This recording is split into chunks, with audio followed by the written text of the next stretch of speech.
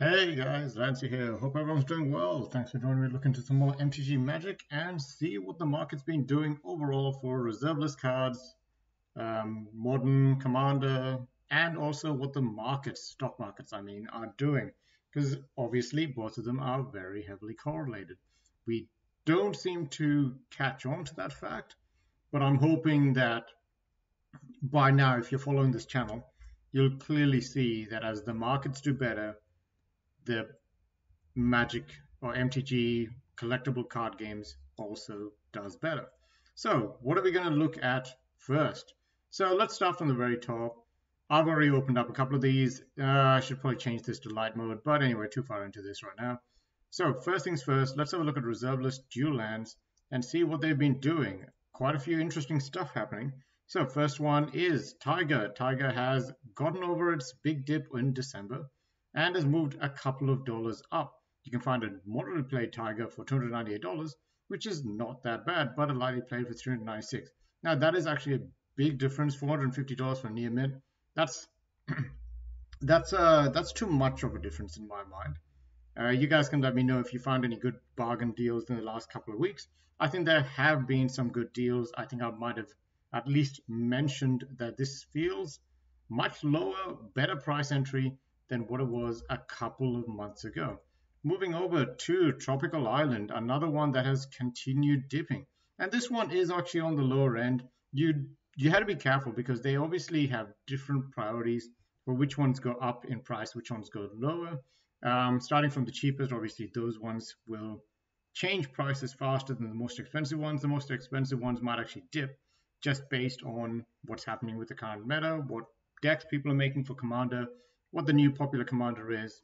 So many different variables, not even taking into consider what's happening in the market. $440 for a Tropical Island. Actually, a lightly played $440 Tropical Island doesn't sound that bad. Once again, you're going to see another lightly played just a bit further down at $589. That's $140 off the price. Quite a big difference in my mind. So we're going to have to keep an eye on that. I'm not 100% sure what's going on here, why someone would sell that. Oh man, what is going on there? Can someone explain to me why the latest sale was $43? Did someone just buy from themselves? Because the average is still quite a bit higher, and this is moderately played, $379. So if you get lightly played for $43, someone got ripped off or something weird happened. Moving over to Underground Sea, another one that is quite expensive for most of the history of reserved dual lands, or revised dual lands anyways. So what are we going to see? Still dropping, still pretty high end price wise, $675 for lightly played.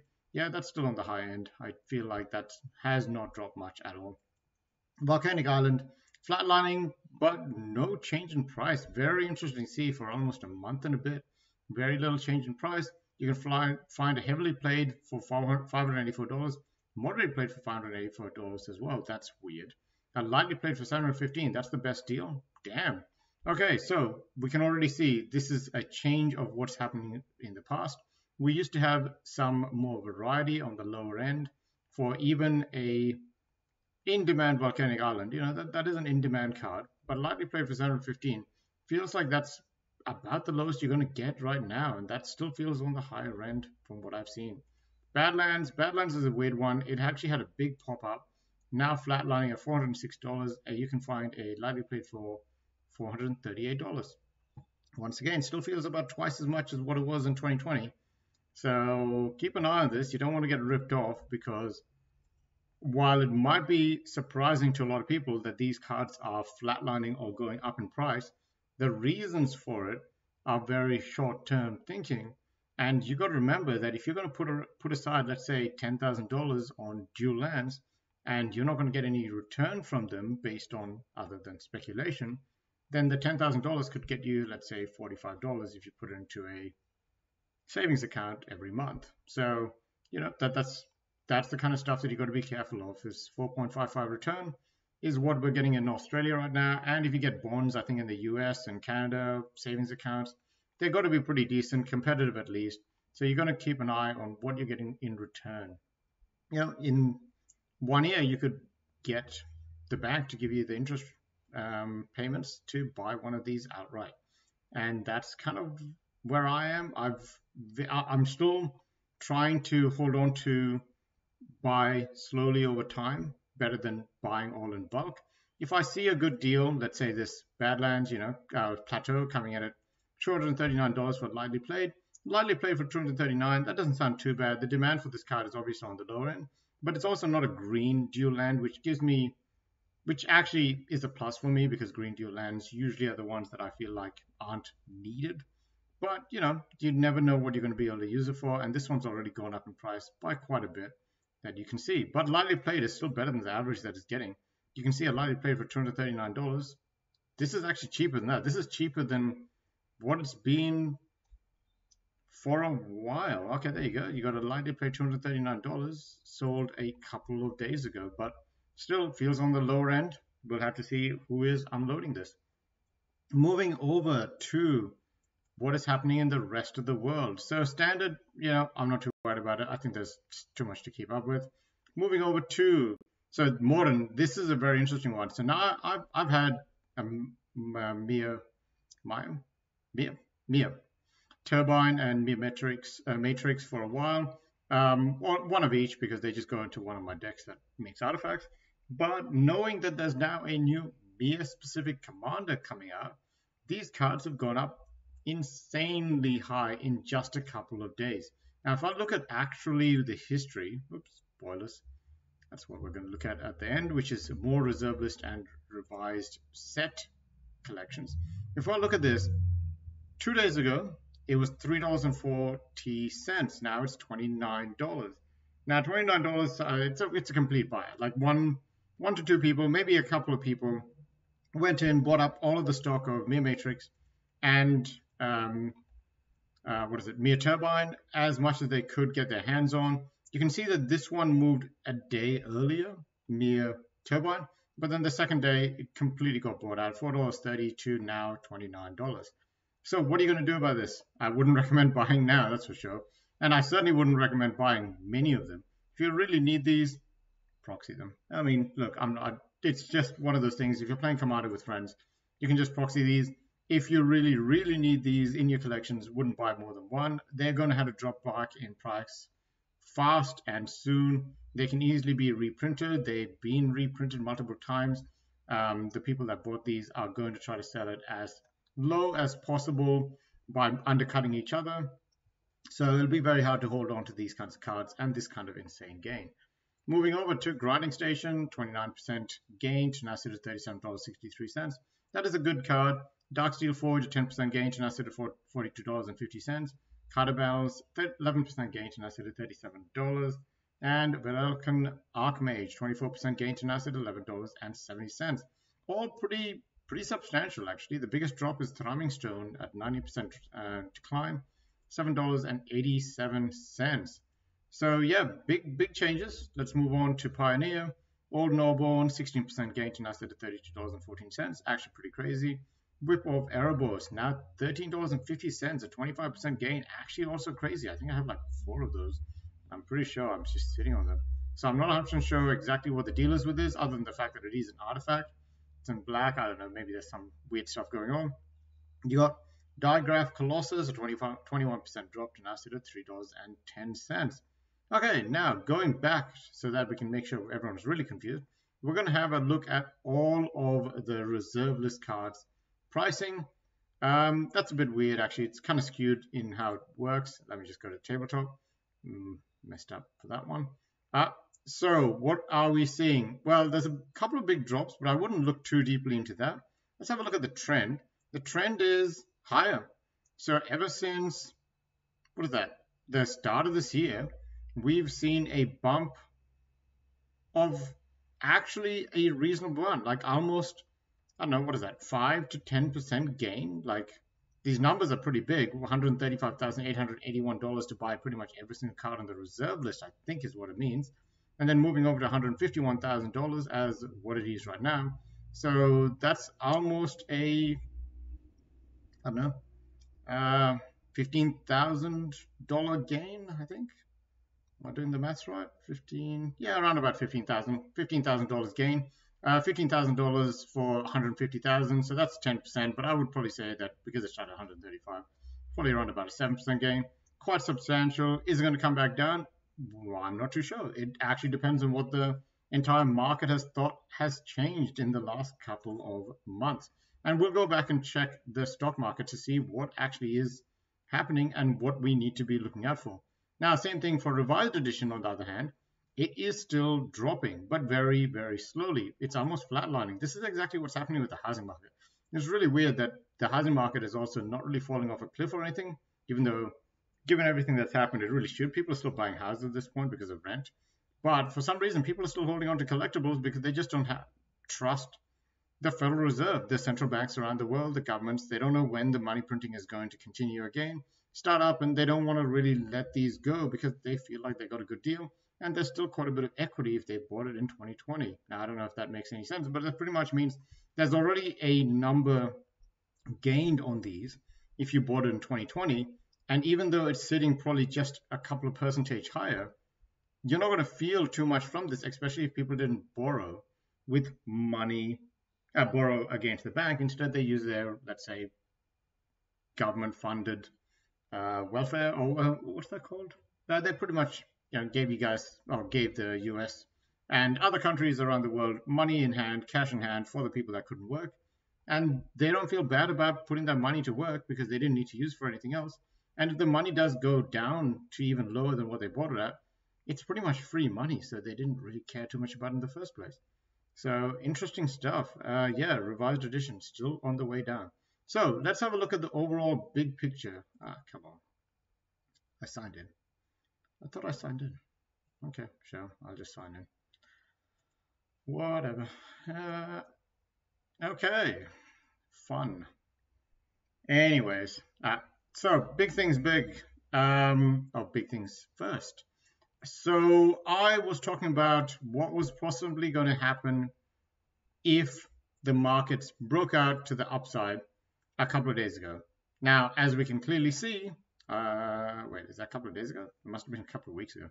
As we can clearly see, maybe it was a couple of days ago, the market did not break out. Now, I've always had this white line, which it needed to get above in that one day. So that one day I put it out. I was like, okay, if it breaks above this, then it's going to do some crazy stuff. It never broke above this. It did trick people into getting above the 200-day moving average, but then it fell back down pretty aggressively straight after that. Now the S&P 500, which is pretty much going to dictate what happens to the rest of the world's markets as well, dropped below the 200-day moving average and is now, last run was sitting at the 200-day moving average. Now it has momentum behind it. This is on the daily. It has momentum behind it. It had a lower high and a lower high, so that's positive for it.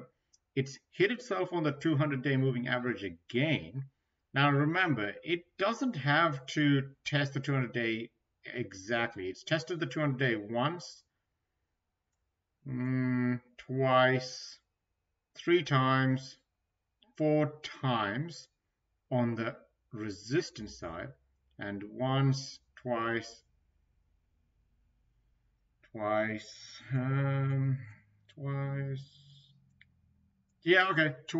on the support side. So I actually think that this is still stronger resistance than support. But I would not want to fight this kind of a momentum. What do I mean by that? The RSI, which is the Relative Strength Index, shows that people are buying in to these gains. Like all of these gains are being bought in.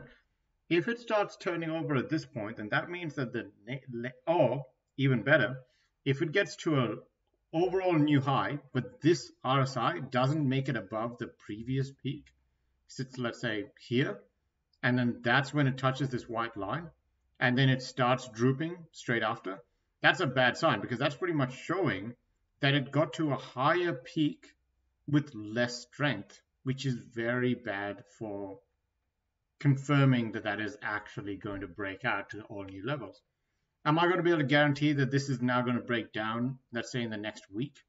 No, I can't guarantee it. A couple of people have drawn a couple more lines, pretty much showing that this is now squeezing into this area right here, which means in the next couple of days, something has to give either to the upside or to the downside. Now, I could easily move it over here. That could be the future jump up, or I could inverse that, flip it down, bump all the way down back to here. Now, let's say that happens. If that happens, we got a 20%, a 17% drop back to its lowest lows, and the gains are still there if it wants to go up. So we're going to come back and check the S&P 500 sometime next week when something big is going to happen. Do I know what it is? Nope, but something big is going to happen. And most likely, from what I've seen, the thing that's going to happen is to the downside. Guarantees, nope. Probably about 70%, 60% thinking that it's to the downside, not financial advice. But the other 30%, it could aggressively move up because a lot of people are thinking that it's to the downside. So if I was going to be anyone in this kind of game, I'd probably hedge my bets and make a bet that doesn't completely wash me out if I go one or another, or just sit on the sidelines and see if the trends actually change to your advantage. If they do, then you can pick up the new trend when it comes up. The next thing is the dollar. Now, the dollar looks really weak. Saudi Arabia is coming up with some news saying that they're willing to sell oil in other currencies. Pretty much the only reason why dollar is actually useful. So you got things like that happening. You also got Saudi Arabia and other countries losing faith in the dollar. Countries buying up more and more gold. So we're going to have to see how this goes. But the thing is, the dollar is super weak right now, and it wasn't getting out of this channel. If it actually ever does get out of this channel, usually it's the drop. This drop here is what its breakout is. Now, if it does that, it can then bounce its head off the 200-day moving average and continue going lower. But that is actually quite a bit of a gain for it, almost 4%.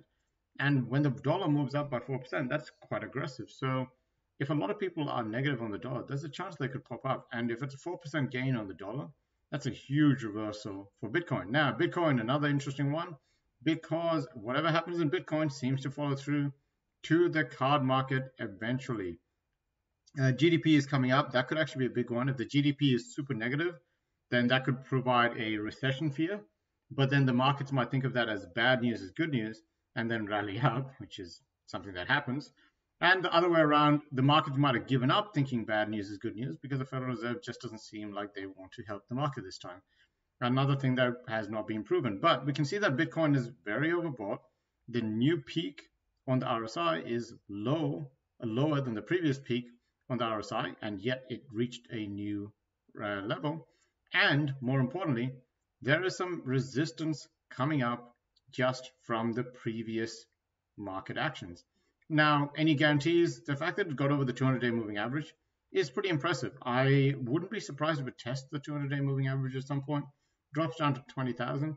But truthfully, at this point, I'm not too sure exactly what the action is that's pushing this. A lot of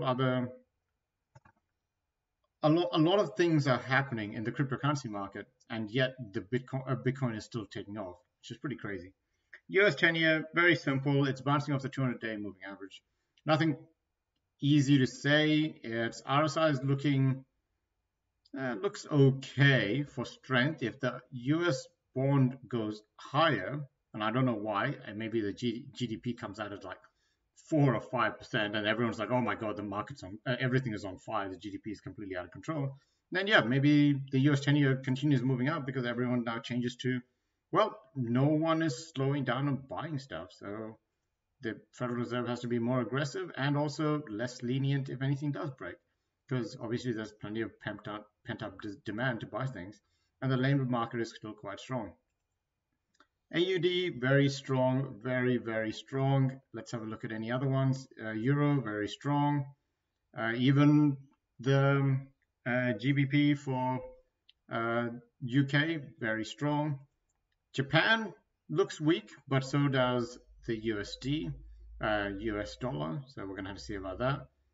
We might be paying more for oil soon because it looks like oil is about to take off. GDP for the US comes out hot, then I don't see any reason why not.